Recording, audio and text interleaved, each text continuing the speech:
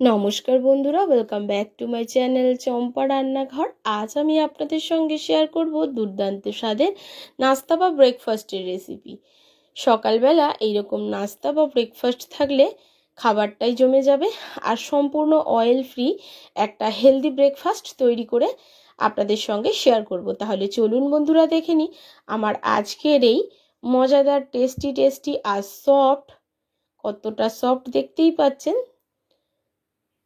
নাস্তার রেসিপিটি আমি আপনাদের সঙ্গে শেয়ার করব। প্লিজ বন্ধুরা, প্রথম থেকে শেষ পর্যন্ত দেখার অনুরোধ রইল। নাস্তাটি বানানোর জন্য প্রথমে নিয়ে নিয়েছি আমি 1 বাটি মতো কড়াইশুঁটি। যদি গ্রামে ধরেন, এখানে 50 গ্রাম মতো আছে। এখন এর মধ্যে দিয়ে দেব 1/2 ইঞ্চি আদা, দিয়ে দেব 3-4টে কাঁচা লঙ্কা, আর এগুলোকে সব আমি একটা মিক্সিং জারে নিয়ে নিয়েছি। দিয়ে দিচ্ছি 1 মুঠো ফ্রেশ ধনেপাতা। এখন অল্প জল দিয়ে এটার একটা মিহি পেস্ট আমি বানিয়ে নেব।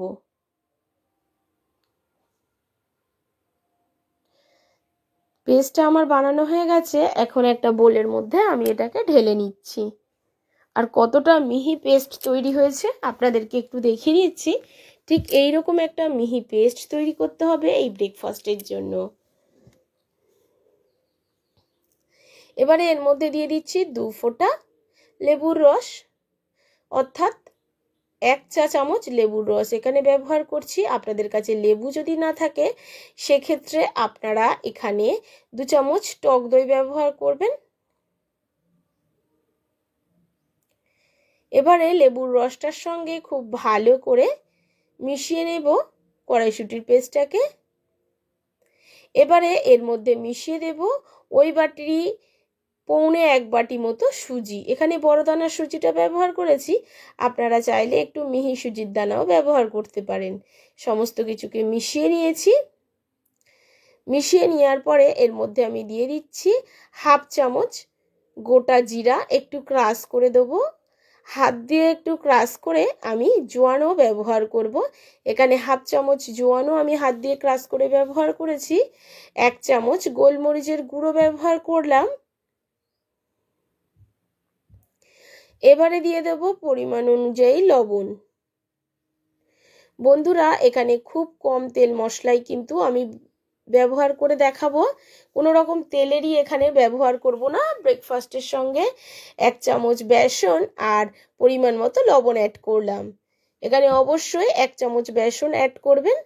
এবার অল্প একটু জল দিয়ে খুব ভালো করে এটাকে মিশিয়ে ফেলছি। বেসন, লবণ আর মশলাগুলোকে মিশিয়ে ফেলছি। এর থেকে আর কোনো বেশি মশলা এখানে ইউজ হবে না। আপনারা চাইলে জিরা গুঁড়োটা ব্যবহার করতে পারেন। এখন যে বাটিগুলোতে আমি ব্রেকফাস্ট তৈরি করব, সেই বাটিগুলোকে একটু ব্রাশ দিয়ে অয়েল ব্রাশ করে নেব। সামান্য এইটুকুনি তেল ব্যবহার হবে এই নাস্তাটার সঙ্গে, কারণ যখন আমি এগুলোকে স্টিম করব তখন কিন্তু খুব সহজে এগুলো ডিমোল্ড হয়ে যাবে বাটি থেকে। তার জন্যে বাটিতে একটুখানি অয়েল গ্রেস করে দিলাম। আপনারা চাইলে এখানে ঘি দিয়েও তৈরি করতে পারেন। আমার কাছে আজকের ঘিটা নেই, ছিল না বলে সামান্য একটু অয়েল ব্রাশ করে দিলাম। এবারে যে পেস্টটা আমি আগে থেকে যে ব্যাটারটা বানিয়ে রেখেছিলাম সুজির, তার মধ্যে আমি দিয়ে দিচ্ছি ইনো।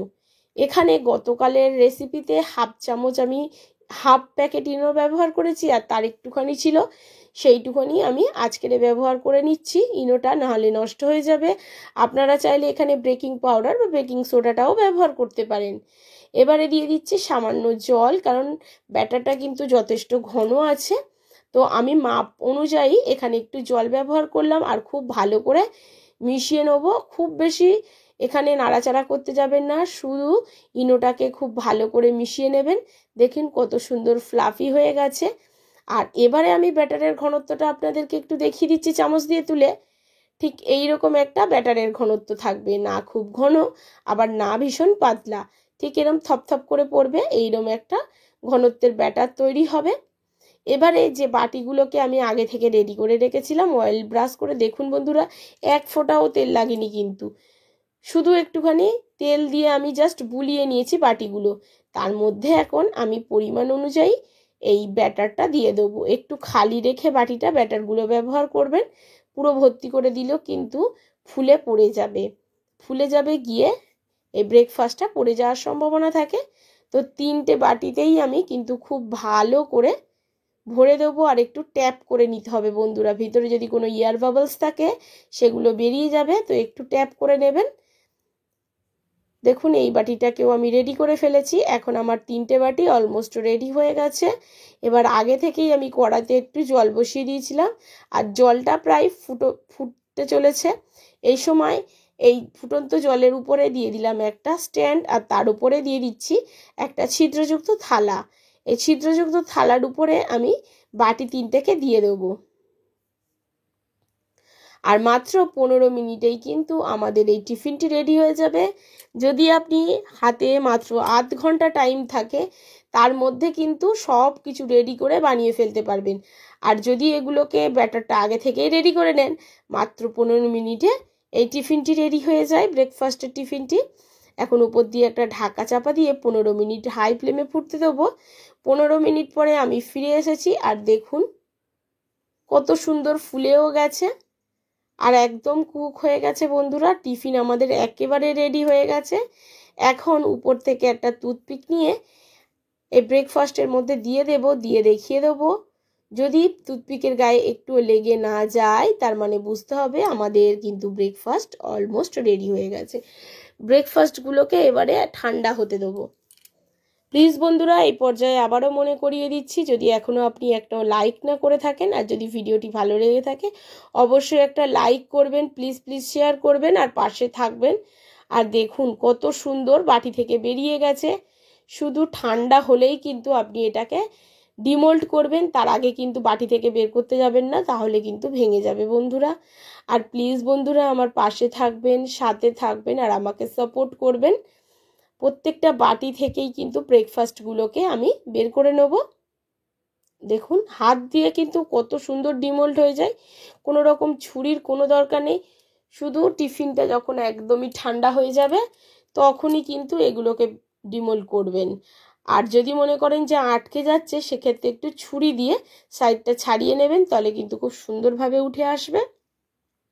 আর দেখুন বন্ধুরা কালারটা কতটা সুন্দর হয়েছে, দেখতেও বেশ দারুণ হয়েছে। এবারে দেখুন একটা আপনাদেরকে ভেঙে দেখিয়ে দিচ্ছি, আর কতটা সফট দেখতে পাচ্ছেন। কড়াইশুঁটি আর সুজি দিয়ে যে এত সুন্দর একটা নাস্তা তৈরি হয়, আপনারা বাড়িতে না তৈরি করলে বন্ধুরা বুঝতেই পারবেন না। আরও যদি এগুলোকে একটু স্পাইসি বানাতে যান, তাহলে এগুলোকে একটু অয়েলের মধ্যে ভেজে নেবেন। খেতে কিন্তু অসাধারণ লাগবে। যে কোনো চাটনির সাথে বা সসের সাথে আপনারা এটা খেতে পারেন। তাহলে কেমন লাগলো বন্ধুরা?